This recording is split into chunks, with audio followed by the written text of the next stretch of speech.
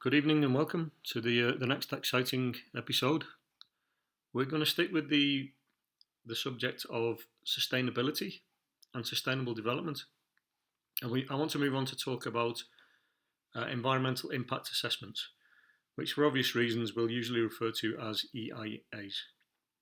Environmental impact assessments are pieces of legislation, government legislation, that are in use in many parts of the world, but not all. And they're basically the legislation that's applied at a local and a regional scale to make sure that projects, usually building projects that are carried out in our towns and cities and our countryside, meet certain requirements to be sustainably for sustainable development. So I want to do two things in this talk. One, I just want to go through I'm going to call them the 6 stages of environmental impact assessment. And then when I get to the end, I want to discuss the good things and the bad things about this type of legislation.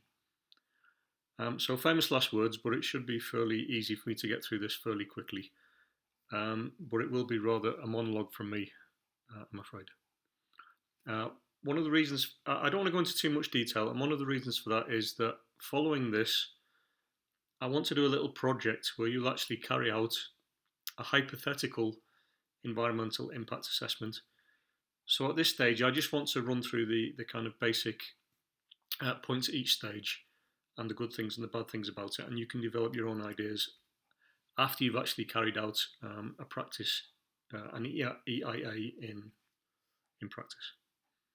Okay, so as usual, here's the syllabus. A lot of writing again, I'm afraid, but I'll leave it on the screen, but I won't read it out word for word. I'll just go through what it's basically asking. This first point is really just saying that we need to go through the stages of an EIA, and you need to understand them. It doesn't actually mention these 6 points, but I'll go through these 6 points because I think I'll probably end up giving you more information than the syllabus is actually suggesting here. But it's much better to understand each of these stages in detail. So that's basically understand the stages of an EIA. This second point, it says EIAs provide decision makers with information in order for them to consider the environmental impact of a project. So that's really just defining what an EIA is for. I've pretty much said that already. And then finally, it says here, you need to understand the criticisms of the EIA. And for applications, you need to evaluate. So I don't want to do a full evaluation, but I do want to suggest some good points and some bad things about EIAs for you to make your own mind up and for you to actually evaluate the use.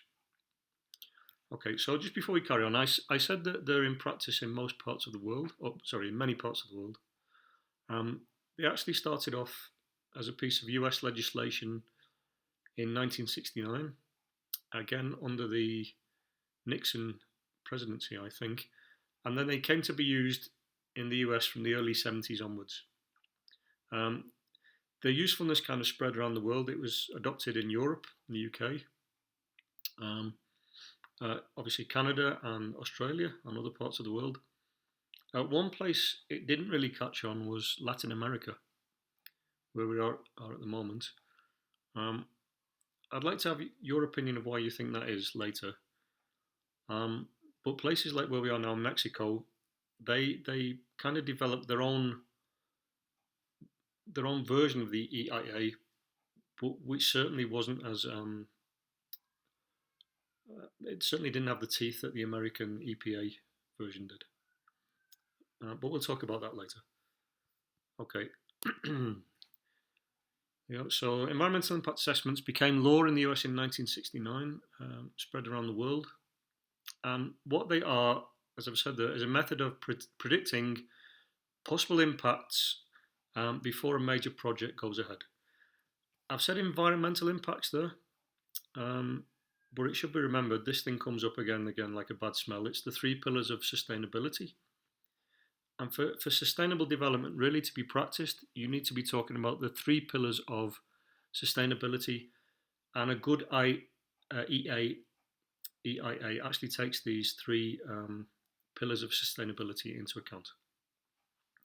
And I've said at the end, in some countries they have legal status, and in some countries they're just like a tool that helps authorities to make decisions about whether projects should go ahead and in what form. And sadly, in some countries, they're just ignored, or developers can get around them through corruption that exists in various countries. And again, I'll let you make your mind up about what the situation is in Mexico. Mexican law does have its own version of the EIA, but looking around us in Mexico City, you're probably as aware as I am that very often those rules are ignored anyway. Excuse me. Okay, so let's get on to these 6 steps. You can see them above my head here. For once, I've not bullet pointed them. I've put them in number order, and the reason for that obviously is they're carried out in that particular order. Stage 1 is called screening, and it's very simply the stage where the regulating authorities, the people in charge of planning in towns or cities usually, they can look through a range of possible options for a piece of land, decide which ones might be able to go ahead and which ones they can bin straight away. And screening also decides whether, once they've decided on projects that might go ahead, do those projects need full EIAs, or in some cases is a partial EIA acceptable? Obviously, many development projects improve the status or the environmental status of a piece of land, so it's not always necessary to go through every one of these 6 steps. Okay, so number 1, very straightforward, screening process. Number 2 we call scoping. Scoping is where the authorities look at the project, they look at the potential impacts that project might cause on a piece of land. It's a stage where the regulating authorities invite the public, obviously usually people that are going to be affected by that building project, to have their say. And it's also a stage at which various experts can come in and give their point of view as well. And basically, scoping allows, as I've said, a decision to be made about whether the project stops dead there, or whether they should move forward and actually carry out an EIA. Okay, so the first two stages are just preliminary steps, deciding whether the EIA should go ahead and in what kind of form. The next stage is basically the first real stage of the EIA. It's called a baseline assessment. Usually this involves experts going to the site, and usually those experts would be very often biologists or geologists to look at the land itself and the wildlife that lives there. If it's a project that might involve impacts on sites of cultural interest, religious interest, or sites that can have big socio-economic impacts, other experts will be invited to go onto site as well and check out these possible impacts that the project might have. In terms of the biology or the environmental impact, it might involve listing the species that live there. Obviously, if there are red listed species or species that are endangered or critically endangered, that might cause the project to stop there and then. It's the bane of developers all over the world, and many developers hate the idea of biologists finding a species. It could be a species of insect, for example, that will just stop the project in its tracks and lead to the loss of huge amounts of money. It can be a stage here where these experts are looking at and trying to balance the social aspects, the economic aspects, and the environmental aspects. It's not just one of those things. This is the point where experts take all of those things into account. And obviously, it's another stage at which the project might just be stopped straight away.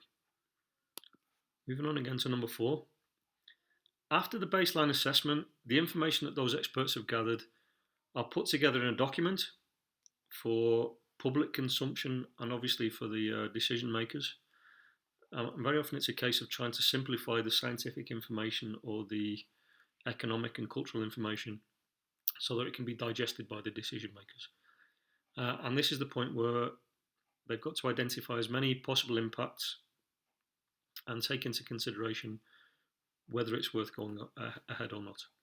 So stage 4 is basically just the collation of all the information so far into one document to allow decision making. Okay, 2 left, I believe. Number 5 is very important. Number 5 is the mitigation stage, and this is the point at which the authorities decide whether the project should go ahead or not. Very often they could decide that the project can go ahead, but working on the environmental impact statement, the authorities can decide whether changes should be made to the proposed project, whether it stops altogether, or in some cases whether the developers need to go straight back to the drawing board and start again with the design and completely redesign it. Obviously, mitigation is the point at which the decision makers are trying to reduce all the negative impacts as much as possible. Okay, and then finally, number 6, monitoring. This can be very, very difficult. The environmental impact assessment doesn't stop when building begins, and it doesn't stop when building has ceased either. It involves continuous monitoring by the authorities to see that the developers are meeting their agreements, causing as little environmental damage as possible, or as little environmental impact as possible. And it could be a stage where other impacts are identified that weren't in the environmental impact statement. And if that's the case, then they have to work together to try to solve those new impacts as they go along with the project. And I've just said there as well, a environmental management plan is put in place at this stage, which the developers need to meet as they go forward with the project. Okay, that's all well and good. That's basically the environmental impact assessment. But then obviously it doesn't always work in practice. So I'm recording this in the second week of June of 2020. And 2 weeks ago, at the end of May, you might have read this in the news, the mining company Rio Tinto were expanding a mine in Western Australia, and they blew up a set of caves, the 46,000-year-old caves that were inhabited by Aboriginal peoples in Australia, and they just destroyed them using explosives. And then you come to ask yourself, obviously Australia is a country that has environmental impact legislation in place, quite strong EIA legislation. How is it possible that a developer could destroy something of such value? And it's actually a place where really important historical artifacts have been discovered for many, many years now. And I don't know the answer. I guess the answer is something was very wrong. Rio Tinto just said it was human error. They were able to just blame an engineer that I don't know if they put the explosives in the wrong place or they used too much explosive. But then if you can just blame human error for every mistake you make along the path of an environmental impact assessment, then you start to ask yourself, are EIAs actually worthless? So I don't know the answer to that, but obviously you see around you in Mexico City, although environmental impacts are not employed in the same way as the US, Australia and Europe, there seems to be very little you have to do to just build whatever you want on your own land, certainly in this city and in other cities. Okay, anyway, I don't want to get into that discussion yet. We'll discuss that when we've done a little project on this. Okay, so I said we'll coming back to the syllabus. The syllabus said we need to evaluate an EIA.